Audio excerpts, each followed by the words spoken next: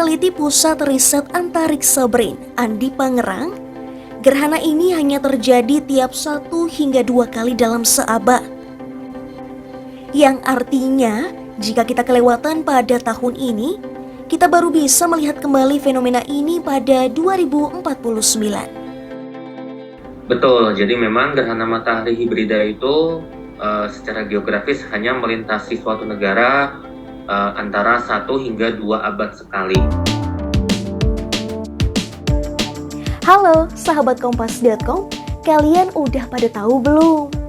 Kalau mendekati momen lebaran tahun ini, tepatnya pada 20 April 2023, masyarakat Indonesia kembali bisa menikmati fenomena astronomi yang cukup langka loh. Saking langkanya, fenomena ini hanya terjadi kira-kira 1-2 kali dalam seabad. Nah, apa coba tebak? Ya, fenomena ini tak lain adalah gerhana matahari hibrida. Selain langka, tak semua wilayah Indonesia bisa menikmati fenomena gerhana matahari hibrida ini ya. Hanya beberapa daerah di Indonesia aja yang bisa menyaksikannya. Di mana aja itu? Langsung aja kita bahas fenomena gerhana matahari hibrida hanya di Oh Begitu Kompas.com.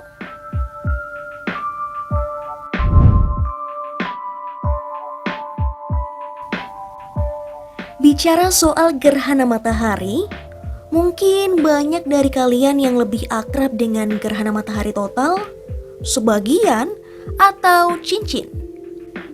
Tapi ternyata ada satu jenis lagi dari gerhana matahari yang perlu kalian tahu. Gerhana satu ini disebut gerhana matahari hibrida.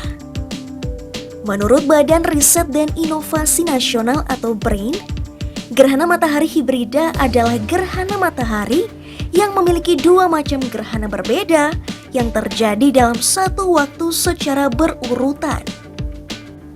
Awalnya, fenomena ini akan dimulai dengan gerhana matahari cincin, lalu berubah menjadi gerhana matahari total. Dan setelahnya, berubah lagi menjadi gerhana matahari cincin dalam waktu yang singkat. Nah, gerhana matahari hibrida ini memang tergolong fenomena langka. Menurut peneliti Pusat Riset Antariksa BRIN, Andi Pangerang, gerhana ini hanya terjadi tiap 1 hingga 2 kali dalam seabad. Yang artinya, jika kita kelewatan pada tahun ini, kita baru bisa melihat kembali fenomena ini pada 2049. Oleh karena itu, saat ini kita pun tergolong beruntung guys, karena bisa menikmati fenomena langka ini pada 20 April 2023 atau akhir Ramadan. Betul, jadi memang gerhana matahari hibrida itu secara geografis hanya melintasi suatu negara antara 1 hingga 2 abad sekali rata-rata. Tapi paling banyak pernah di abad ke-15 tahun 1400, zaman Indonesia masih Kerajaan Majapahit, itu bisa sampai 5 kali gerhana matahari hibrida. Bicara soal fenomena ini, lantas apa dampak yang bisa terjadi di bumi ya? Jadi dampak gerhana matahari hibrida sebenarnya kurang lebih sama dengan gerhana matahari lainnya.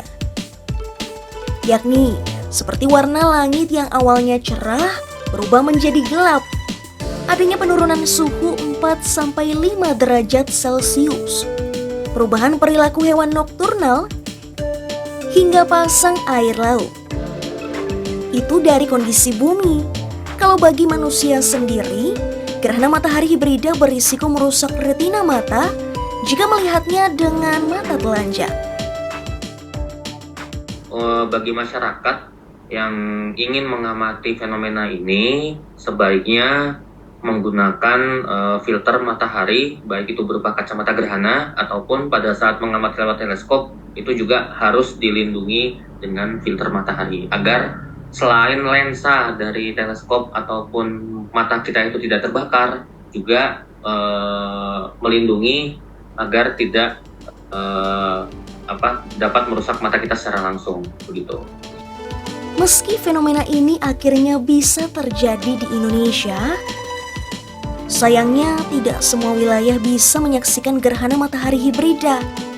Nah, di mana sih lokasi terbaik untuk melihat fenomena langka ini? Paling jelas, gerhana ini bisa terlihat di daerah-daerah di timur Indonesia, seperti Pulau Kisar Maluku, Kepulauan Antalisa Papua Barat, dan Kota Biak Papua dengan durasi sekitar 1 menit 7 detik. Daerah lain sebenarnya masih bisa terlihat, namun hanya sebagian.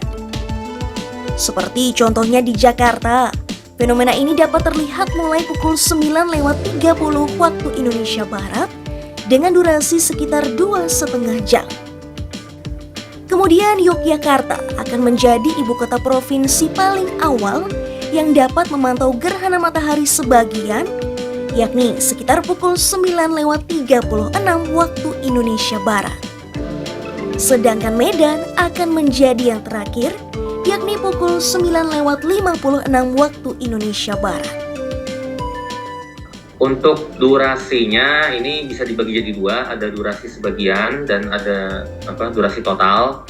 Untuk durasi totalnya sendiri yang terlama itu bisa mencapai 1 menit 7 detik, itu ada di Fak-Fak di Provinsi Papua Barat. Kemudian untuk gerhana matahari yang fase sebagiannya itu paling lama sekitar 3 jam 9 menit, itu ada di seluruh wilayah Papua. Nah, itu dia ulasan soal gerhana matahari hibrida.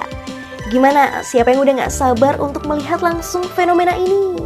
Tapi ingat ya, jangan lupa untuk pakai kacamata atau teropong dengan filter matahari supaya mata kalian gak kebakar. Sekian video kali ini, simak informasi menarik lainnya hanya di ohbegitu kompas.com, jernih melihat dunia.